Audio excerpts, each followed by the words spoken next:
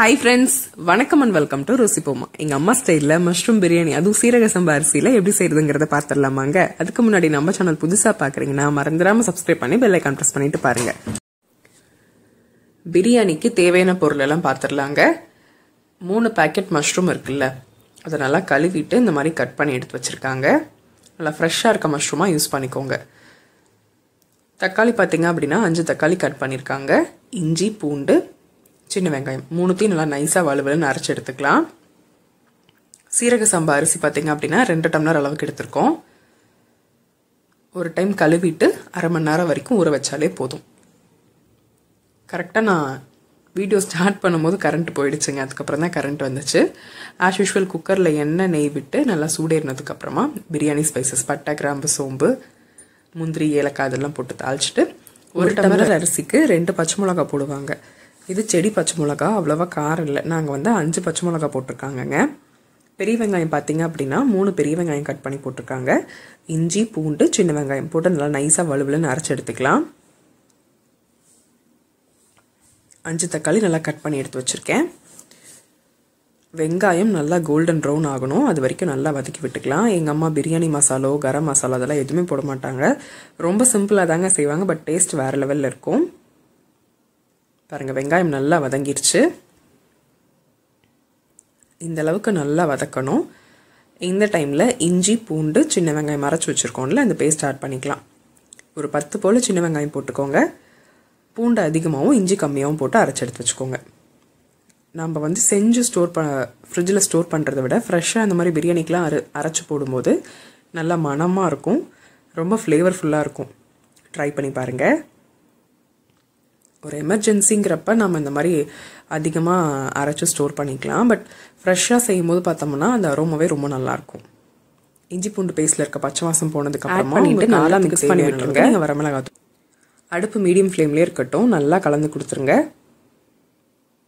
மஞ்சத்தூள்லாம் அம்மா போட மாட்டாங்க, ஆனால் நான் செய்யும் போது மஞ்சத்தூள் போடுவேன்.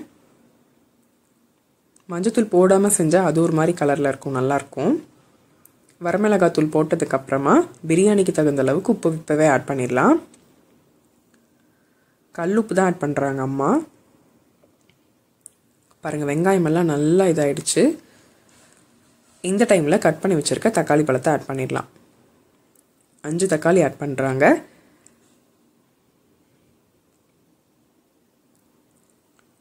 தக்காளி நல்லா குழஞ்சு வதங்கணுங்க.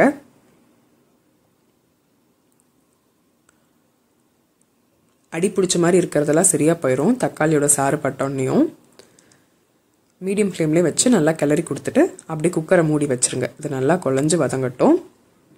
தக்காளி கூடவே நம்ம ஒரு கையளவுக்கு புதினா போட்டுக்கலாம். இதுவும் நம்மளோட செடி புதினா தான், நல்லா ஃப்ரெஷ்ஷாக இருக்குது. நல்லா கலந்து விட்டுடலாம். இப்போ பாருங்கள், அடி பிடிக்கவே இல்லை. தக்காளியோட சாறு படப்பட அடி பிடிக்காது. பிகினர்ஸ்க்காக சொல்கிறேன். குக்கிங்லேயே ரொம்ப ரொம்ப ஈஸியானது என்னென்னு பார்த்தீங்க அப்படின்னா பிரியாணி தாங்க. மற்றதெல்லாம் கூட குழம்பு, ரசம் இந்த மாதிரிலாம் நிறையா செய்யணும். இந்த 1 பார்ட் ரெசிபியில் பிரியாணி ரொம்ப ரொம்ப ஈஸி. பிகினர்ஸ்லாம் தெரிஞ்சு வச்சுக்கோங்க, ரொம்ப ஹெல்ப்ஃபுல்லாக இருக்கும். தக்காளி நல்லா குழஞ்சி வதங்கினதுக்கப்புறமா கட் பண்ணி வச்சுருக்க மஷ்ரூம் ஆட் பண்ணிக்கலாம்.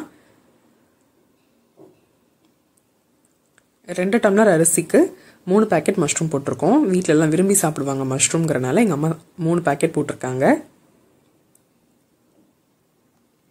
மசாலா எல்லா பக்கமும் ஸ்ப்ரெட் ஆகிற மாதிரி நல்லா கலந்து கொடுத்துருங்க.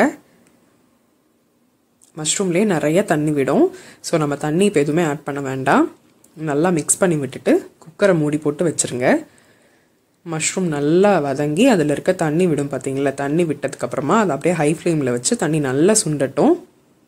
பாருங்கள், இந்த மாதிரி மேலே புசு புசுன்னு வந்ததுக்கப்புறமா ஓப்பன் பண்ணி பாருங்கள். பாருங்கள், மஷ்ரூம்லாம் நல்லா வதங்கி தண்ணி விட்டுருக்கு. இந்த தண்ணியில் கம்ப்ளீட்டாக ட்ரை ஆகணும்.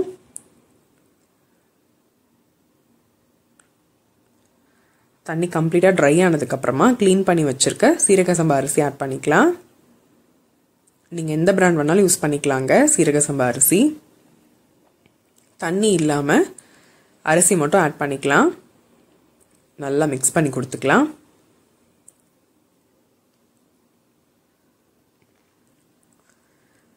தம்பிக்கும் மஷ்ரூம் பிரியாணி தான் ரெடி பண்ணுறோம். அது எங்கள் அம்மா தான் பண்ணுறாங்க. நான் இன்னொரு வீடியோவில் டீட்டெயில்டாக எக்ஸ்பிளைன் பண்ணுறேன். அவனுக்கு இன்னும் நாங்கள் மஷ்ரூம் கொடுக்கவே இல்லை. அவனுக்கு இந்த பிரியாணி இந்த ஃப்ளேவர்லாம் ரொம்ப விரும்பி சாப்பிட்றான். அதனால் அவனுக்கு இந்த மாதிரி தான் செய்கிறாங்க. முந்திரி அவனோட ஃபேவரட் ஆகிடுச்சு. இது எப்படி செய்கிறதுங்கிறத நான் இன்னொரு வீடியோவில் டீட்டெயில்டாக எக்ஸ்பிளைன் பண்ணுறேன். எங்களுக்கு சீரக சம்பால மஷ்ரூம் பிரியாணி, அதே போல் அவனுக்கும் சீரக சம்பால மஷ்ரூம் பிரியாணி. நம்ம என்ன தான் அரிசி வடிச்சிட்டு போட்டாலுமே அதில் கொஞ்சமாக தண்ணி இருக்கும்ல, அந்த ஈரப்பதம் போகிற வரைக்கும் நல்லா அடுப்பை ஹை ஃப்ளேமில் வச்சு கிளறி விட்டுருங்க. தண்ணி நல்லா வற்றினதுக்கப்புறமா 1 டம்ளர் அரிசிக்கு 2 டம்ளர் அளவுக்கு தண்ணி, அந்த அடிப்படையில் தண்ணி அளந்து நல்லா சூடு பண்ணி எடுத்து வச்சுருக்கேன். தண்ணி ஊற்றிக்கலாம். ஒரு கொதி வந்ததுக்கப்புறமா உப்பு காரம் செக் பண்ணிக்கோங்க. உப்பு காரம் செக் பண்ணதுக்கப்புறமா நீங்கள் லெமன் ஜூஸ் விதை இல்லாமல் ஆட் பண்ணிக்கோங்க. இது நான் மஷ்ரூம்ங்கிறனால தயிர் ஆட் பண்ணல.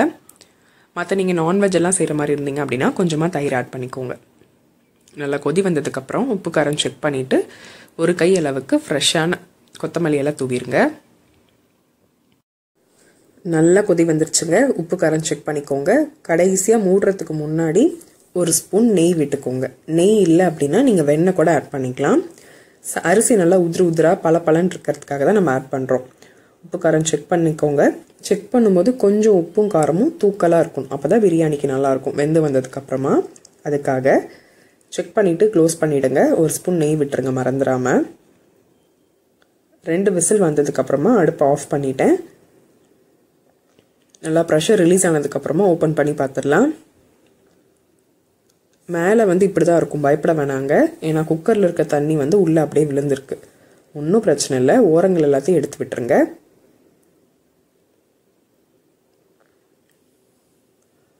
கொஞ்சம் கூட அடி பிடிக்கவே இல்லை. நல்லா அரிசி உதிரா சூப்பராக வந்திருக்கு.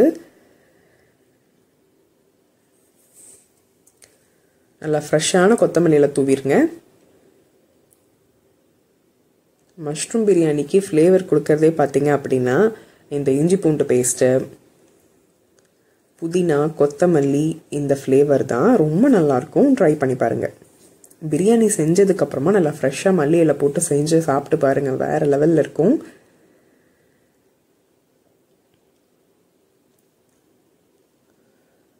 பாருங்கள், கொஞ்சம் கூட அடி பிடிக்கவே இல்லை. பிரியாணி நல்லா உதிராக சூப்பராக வந்திருக்கு. நான் சொன்ன மாதிரி இந்த டிப்ஸை நீங்கள் ஃபாலோ பண்ணுங்கள். மஷ்ரூம் போட்டதுக்கப்புறமா தண்ணி நிறையா விடும். அதனால நமக்கு கரெக்டான அளவு தண்ணி தெரியாது. அதனால் நல்லா மஷ்ரூமை வெந்ததுக்கப்புறமா தண்ணி நல்லா சுண்டும் பார்த்தீங்கல்ல, அந்த டைமில் சுண்டுனதுக்கப்புறமா க்ளீன் பண்ணி வச்சுருக்க பிரியாணி அரிசி போட்டு நல்லா கிளறிட்டு தண்ணி அளந்து ஊற்றிக்கோங்க. பிரியாணி அரிசிக்கு எந்த அளவுக்கு நம்ம தண்ணி ஊற்றுவோமோ அதே போல் தான் நீங்கள் சீரக சம்பாக்கு 1 டம்ளர் அரிசிக்கு 2 டம்ளர் அளவுக்கு நான் தண்ணி ஊற்றுவேன். பாஸ்மதிக்கு எப்படி ஊற்றுவீங்களோ அந்த மாதிரி நீங்கள் ஊற்றிக்கோங்க. அதே மாதிரி தான் நார்மல் பொன்னி அரிசியும் இதே மெத்தடில் செஞ்சு பாருங்கள். சாப்பாடு நல்லா பொலன்னு சூப்பராக வரும். எங்கள் அம்மா இந்த பிரியாணி மசாலா, கரம் மசாலா அதெல்லாம் எதுவுமே போட மாட்டாங்க. இதுவே வேறு லெவல் டேஸ்ட்டில் இருக்கும். இது கூட சிம்பிளாக ரைத்தாவோட சாப்பிட்டாலே அட்டகாசமாக இருக்கும். நீங்கள் குக்கரில் செஞ்சாலும் சரி, சர்பத்தில் செஞ்சாலும் சரி, தம் உடைச்சதுக்கப்புறமா ஒரு அகலமான பாத்திரத்தில் போட்டு வச்சுருங்க. ஒரு 1 மினிட் அப்படியே இருக்கட்டும். அதுக்கப்புறமா நீங்கள் ஹாட் பாக்ஸில் போட்டு ஸ்டோர் பண்ணி வச்சுக்கலாம். இதுக்கு சிம்பிளாக ரைத்தா தொட்டுக்கிட்டாலே ரொம்ப நல்லாயிருக்கும். தேவைப்பட்டால் நீங்கள் 65 கூட வச்சுக்கலாம்.